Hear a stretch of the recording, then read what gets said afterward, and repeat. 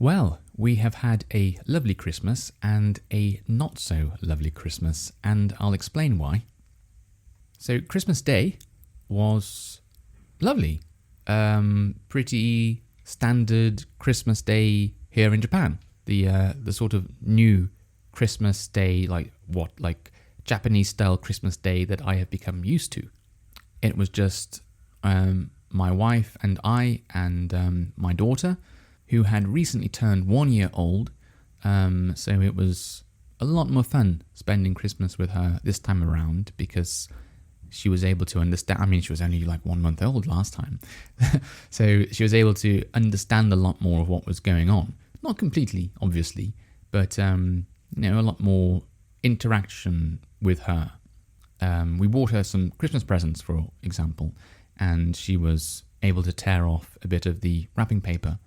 So that was really nice, and we did the usual things that we do on Christmas Day. Managed to talk to my family on Christmas Day, and we made a roast chicken dinner because we can't get turkey. It would normally be roast turkey, and we had some gravy on that, along with all the trimmings, and it was really nice. Really enjoyed it. And my parents had sent over small Christmas pudding and some instant custard. I suppose I could have made the custard myself, but it was hard enough trying to make the Christmas meal, and with a 1 year old as well. So I was glad that I was able to use the instant custard in the end, and yeah, it was just a really pleasant, enjoyable, fun day.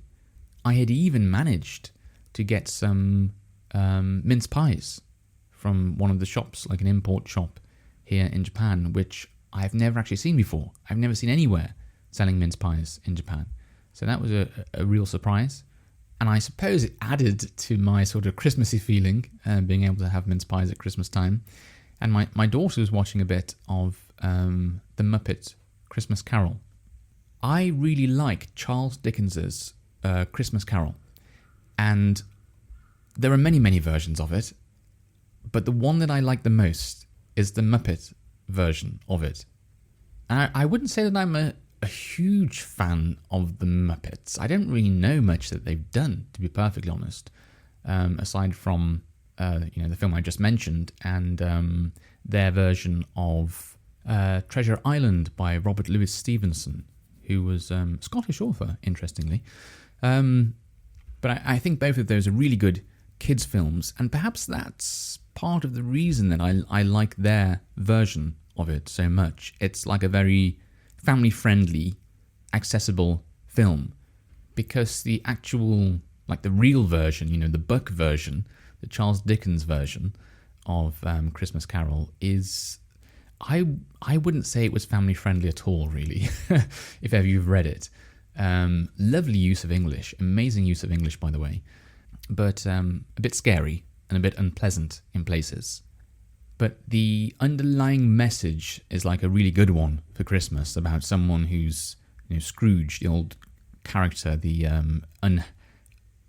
unloving, uncaring, miserable, selfish character who goes through that transformation and becomes a really nice person, sort of like showing people that they can change their ways, they can make amends, they can become better people, and what better time to try and practice that, to give it a go, than at Christmas time.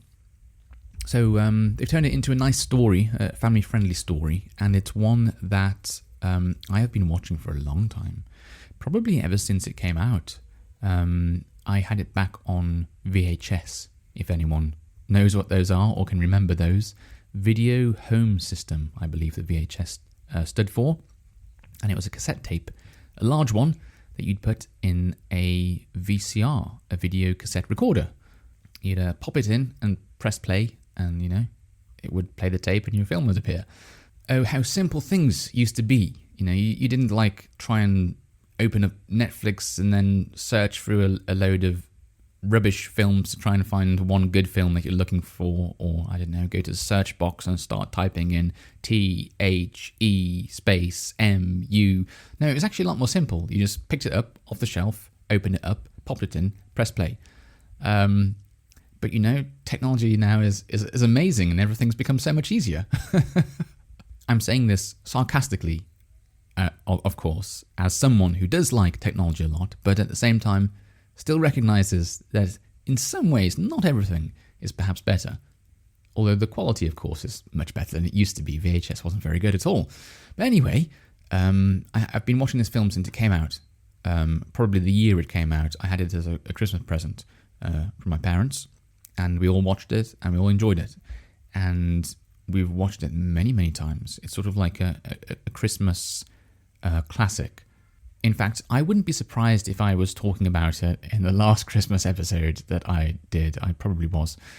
But anyway, it was nice to be able to show my daughter some of it.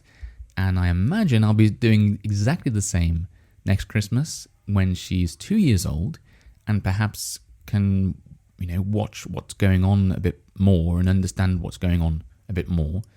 Yeah, that'll be nice. Oh, and then of course I'll be able to show my other daughter, introduce her to it as well next Christmas. So yeah, I'll look forward to that. And I know last episode I was talking about presents and how difficult it was to buy stuff for each other, from me and my wife. But we did get one or two items in the end, but just items of clothing really, just useful things. And yes, in the evening when my daughter had gone to sleep, I had a little drink. I'd managed to find in a local supermarket some port wine, which I really like. It's very, very nice with blue cheese. And I'd also managed to find, and this one is rare. I'd not seen this in Japan before. I managed to find some sherry, which is, to be honest, rather similar to port wine, I suppose. I think both of them are fortified wines, which I guess is like a way of saying wine with something else extra added to it. They are both very sweet, although the sherry is by far the sweetest. Port wine comes from Portugal, and I believe sherry comes from Spain. Now, port wine is something that I can quite happily drink all year round. I don't drink a lot of it, it's a rare thing. I don't drink a lot anymore anyway, but occasionally I'll just fancy some.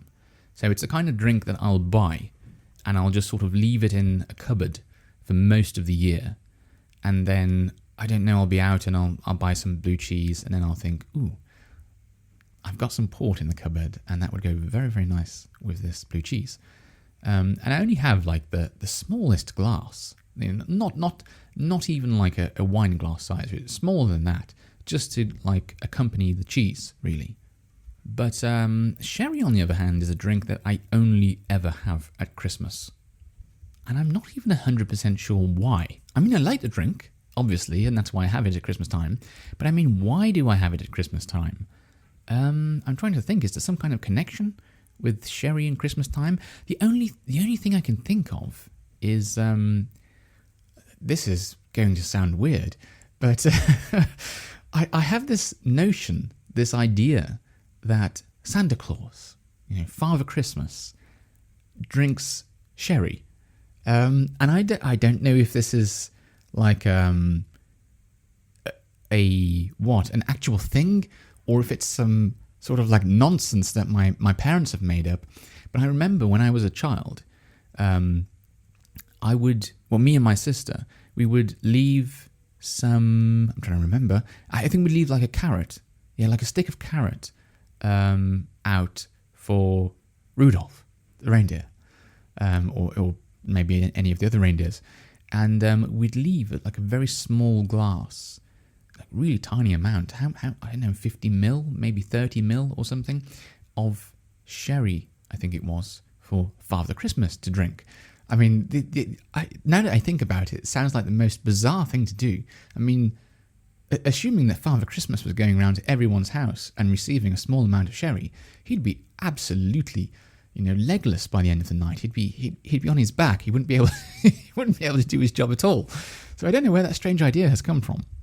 Maybe it's just my parents, or maybe there's some book or some Christmas story or some Christmas tale where he drinks sherry or something like that. I have no idea. But anyway, that is the reason, I believe, why I associate sherry with Christmas, and I do enjoy a drop of sherry at that time of year. So I was very, very happy to be able to get some from my local supermarket. Anyway, I have told you all about my lovely Christmas day, and I'll tell you about the rest of my Christmas holiday, which was not lovely at all. On the following day, on Boxing Day, my daughter was sick. Not just ill, but oh dear, she's very sick. And shortly after, I was also sick, and then my wife was also sick, and it was a really unpleasant, horrible illness. I don't want to describe it in detail because it's so unpleasant, but let's just say it really did spoil the Christmas time. It was lucky, however, that we had it after, the main event after Christmas Day, because it could have really spoiled things.